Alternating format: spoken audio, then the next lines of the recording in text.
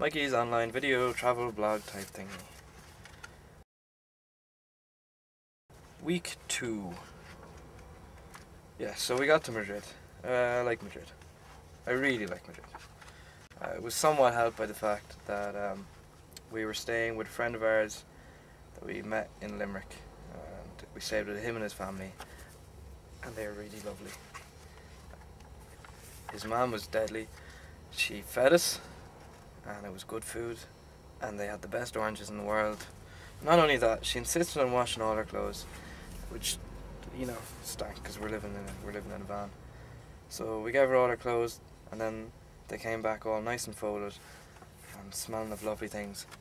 But even worse than that, every time we left down any dirty clothes for like 2 minutes, we'd get them back 5 minutes later, completely washed, dried and folded and smelling all lovely again.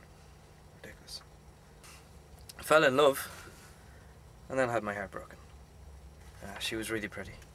She's very beautiful. Yeah, I like Madrid. So, some things about Spain. Bread. They eat a lot of bread.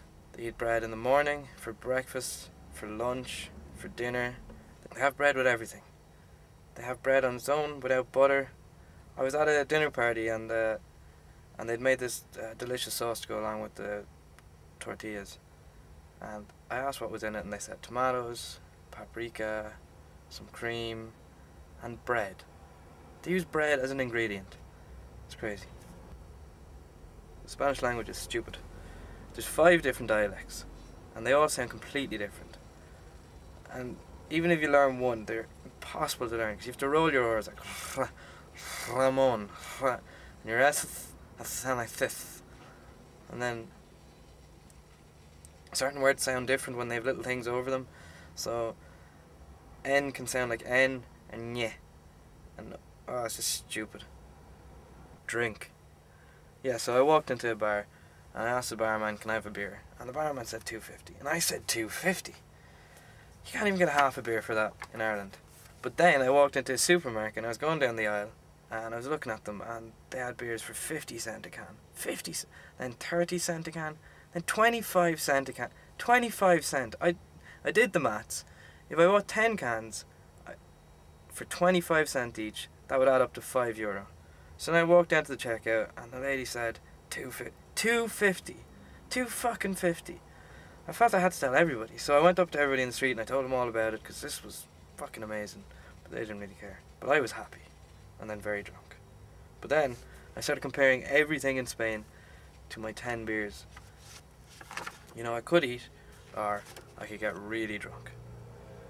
Everybody in Spain is beautiful. The women are all skinny and tanned and beautiful. All the men have jawlines and they're tanned and they're hairy, like really hairy, and there's no fat people. Here's some tips on how to survive on nothing that I picked up over the week. The most important thing is be really nice to every foreign person you meet when you're at home. Like, just be really nice to them, because you never know. You might end up being in their town someday and need a place to stay. Also, shop in Naroski. It's a Spanish brand supermarket and it's really fucking cheap. Like, really cheap. So the bet. Me and my friend Jody, so neither of us are in the best shape for our life at the moment, and we give each other a bit of a hard time over it, but like harmless fun. But then Jody bet me that he would be lighter than me when I came back from my trip.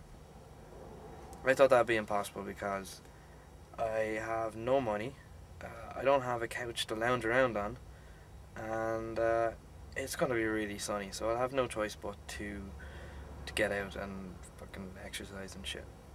But then the food is really good and it's plentiful and it's cheap, sometimes free. But it's okay because I brought my bike and I thought, I'll be cycling around every day. But then for the first week it was all wet and cold and I wasn't getting out of the van. Then someone stole my bike and then it was really sunny and I had no bike, so that was a bit shit. I've also realised that Alan is a really bad influence.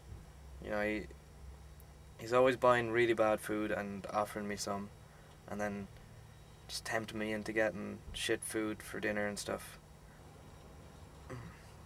The worst thing is he's not just happy buying food himself, he always has to make me want to buy it. So if we go into a supermarket or something, he sees some shit food, he's like, right, if I get these, which ones are you getting? And that's not good. And finally, here's some pictures I took.